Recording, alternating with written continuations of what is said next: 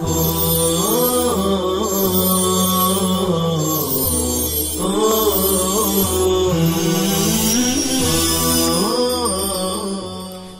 باللہ من الشیطان الرجیم بسم اللہ الرحمن الرحیم وَإِذَا أَذَقْنَا النَّاسَ كُفَّارَ مَكَّةَ رَحْمَةً مَطَرًا وَخَصْبًا مِنْ بَعْدِ ضَرَّاءَ بُؤْسٍ وَجَدَبٍ مَسَّتْهُمْ إِذَا لَهُمْ مَكْرٌ فِي آيَاتِنَا بِالِاسْتِهْزَاءِ وَالتَّكْذِيبِ قُلْ لَهُمْ اللَّهُ أَسْرَعُ مَكْرًا مَجَازَةً إِنَّ رُسُلَنَا الْحَفَظَةَ يَكْتُبُونَ مَا يَمْكُرُونَ بِالتَّاءِ وَالْيَاءِ هُوَ الَّذِي يُصَوِّرُكُمْ وَفِي قِرَاءَةٍ يُنْشِرُكُمْ فِي الْبَرِّ وَالْبَحْرِ حَتَّى إِذَا كُنْتُمْ فِي الْفُلْكِ السُّفُنِ وَجَرَيْنَ بِهِمْ فِيهِ الْتِفَاتٌ عَنِ الْخِطَابِ بِرِيحٍ طَيِّبَةٍ لِينَةٍ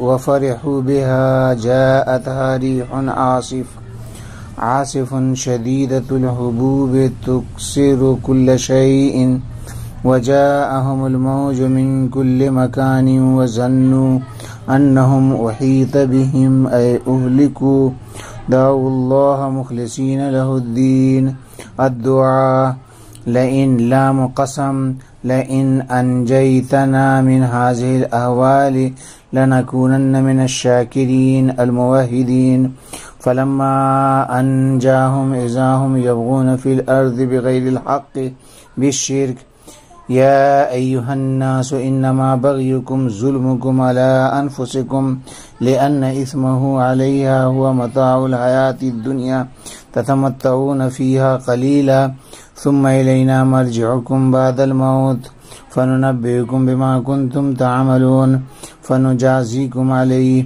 وفي قراءة بنسب متاع أي تتمتعون. لغت دیکھیے. ازقنا ازاق یذیق ازاقتاً باب افعال سے ہے چکھانا. ضراء مصیبت سختی فقر فاقہ خشک سالی. مکر دھوکہ فریب. نصر سے ہے مکرن دھوکہ دینا. اسرع اس میں تفضیل کروما سمع سے مصدر سرعن و سرعانن جلدی کرنا. یسیرو یہ باب تفیل سے ہے سیرہ یسیرو تسیر چلانا. فلکن کشتیاں بروزن اسدن یہ جمع ہے فلکن بروزن قفلن کی.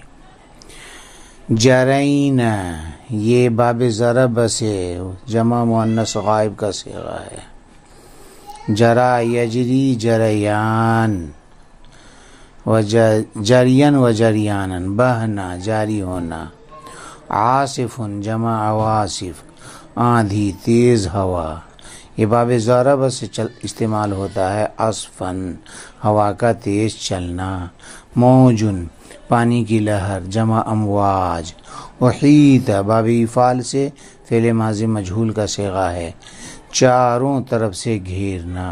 مخلصین مخلص کی جمع ہے خلوص نیت سے خدا کی عبادت کرنا دین میں ریاکاری نہ کرنا.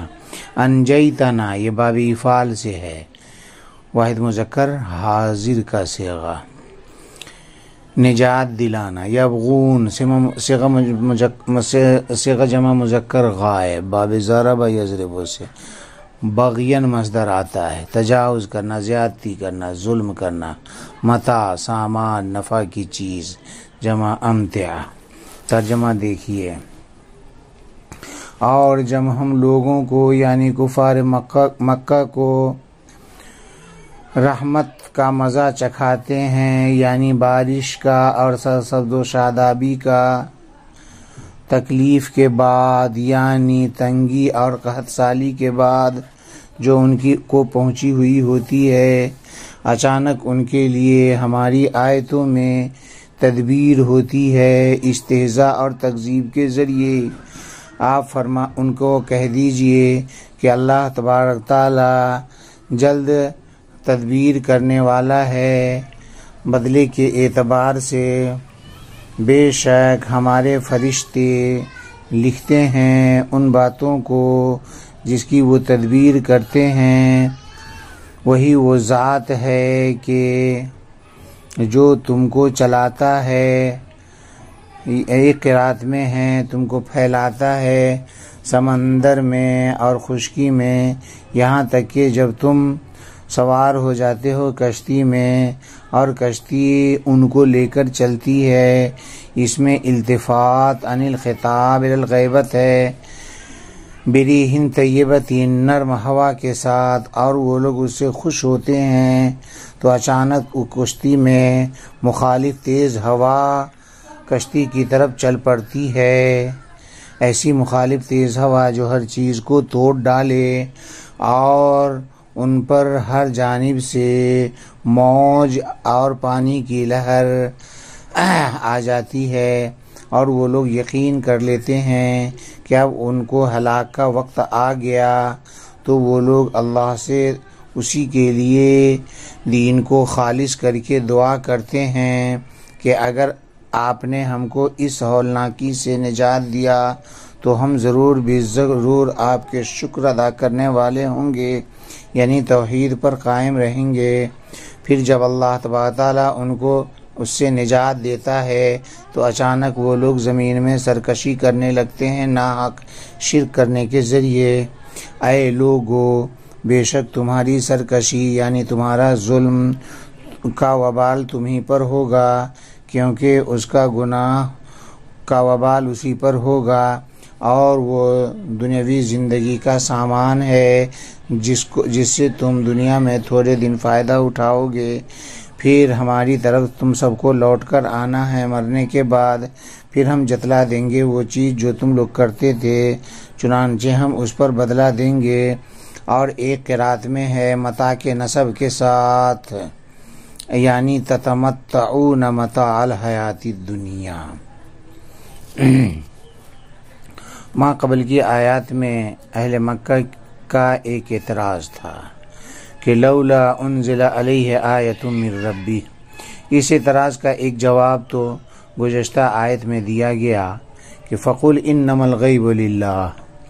اگلی آیت سے اسی اعتراض کا دوسرا جواب ہے، جس کی تفصیل یہ ہے کہ جب اہل مکہ کا عناد حد سے تجاوز کر گیا تو اللہ تعالیٰ نے ان کو 7 سالہ قحط میں مبتلا کر دیا۔ پھر اس کے بعد اللہ تعالیٰ نے ان پر رحم کا معاملہ فرمایا، چنانچہ بارش خوب ہوئی اور ہر طرف سرسبز و شادابی لہلہانے لگی۔ تو بجائے اس کے کہ ان چیزوں کو اللہ کی طرف سے مہربانی تصور کرتے، الٹا مذاق اڑانے لگے اور ان منافع کو بتوں کی طرف منسوب کرنے لگے کہ انہی کی دین ہے، اور یہ کہنے لگے کہ اگر یہ قحط اللہ کی طرف سے ہمارے گناہوں کے سبب ہوتا جیسا کہ محمد کہتے ہیں تو ہم کو اس قحط کے بعد یہ خوشحالی نصیب نہیں ہوتی، کیونکہ ہم نے تو کوئی توبہ وغیرہ اب تک کیا نہیں ہے۔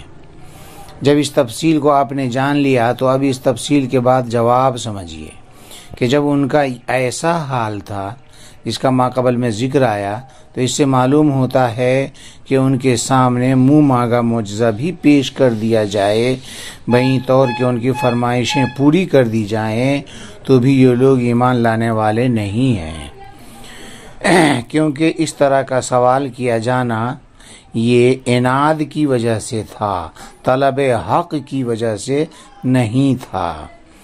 یہاں اذا اذقنا میں اذا شرطیہ ہے اور آگے اذا لہم میں اذا مفاجاتیہ ہے، جو کہ اذا شرطیہ کا جواب ہے۔ مطلب یہ ہے اذا رحمناہم من بعد مس الضراء فجاء وقوع الکفر منہم وسارعوا الیہ، کہ جب بھی ہم ان پر رحم و کرم کا معاملہ کرتے ہیں ان کو مصیبت پہنچنے کے بعد تو اچانک وہ کفر میں مبتلا ہو جاتے ہیں اور سبقت الی الکفر کرنے لگتے ہیں۔ اذا اذقنا الناس کے بعد کفار مکہ تھا بڑھایا گیا اس بات کی طرف اشارہ کرنے کے لیے کہ یہاں الناس کا الف لام جو ہے وہ عہد کے لیے ہے، مراد الناس سے خاص اہل مکہ ہیں، اور رحمت سے خاص قسم کی رحمت یعنی بارش اور سرسبز و شادابی مراد ہے، اور ذرہ سے بھی تنگی اور قحط سالی مراد ہے۔ آگے فرمایا گیا مکرن فی آیاتنا، یہاں مکر سے مراد استہزاء و تکذیب ہے۔ آگے فرمایا گیا قل اللہ اسرع مکرا، یہاں مکر سے مراد ان کے مکر یعنی استہزاء و تکذیب کا بدلہ یعنی اللہ کا عذاب ہے۔ اے عقابہ اسرع وصولا الیکم مما یاتی منکم فی دفع الحق، یعنی تمہاری طرف سے حق کو دبانے کی جو تدبیر ہے یعنی استہزاء و تکذیب، اس سے بھی جلد اللہ کا عذاب تم پر آئے گا۔ یہاں پر اللہ کے عذاب کو جو مکر کہا گیا یہ مشاکلتاً ہے، جزاء سیئۃ سیئۃ بمثلہا کے قبیل سے، نیز اگرچہ عربی لغت کے اعتبار سے مکر خفیہ تدبیر کو کہتے ہیں جو اچھی بھی ہو سکتی ہے اور بری بھی۔ دلیل اس کی یہ ہے کہ اللہ تبارک تعالیٰ نے فرمایا لا یحیق المکر السیئ الا باہلہ، اس میں مکر کی صفت سیئہ لائی گئی ہے۔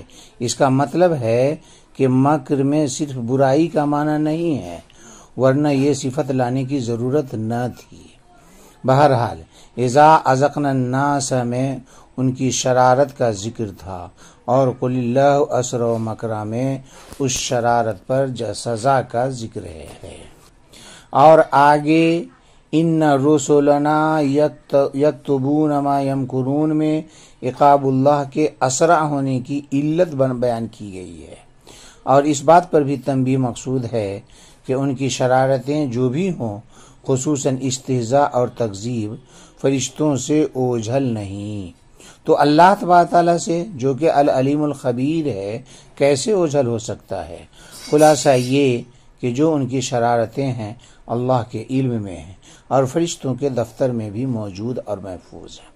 آگے فرمایا گیا هو الذی یصورکم وفی قراءۃ ینشرکم فی البر والبحر حتی اذا کنتم فی الفلک السفن وجرین بہم فیہ التفات عن الخطاب بریح طیبۃ لینۃ وفرحوا بها جاءتها ریح عاصف شدیدۃ الهبوب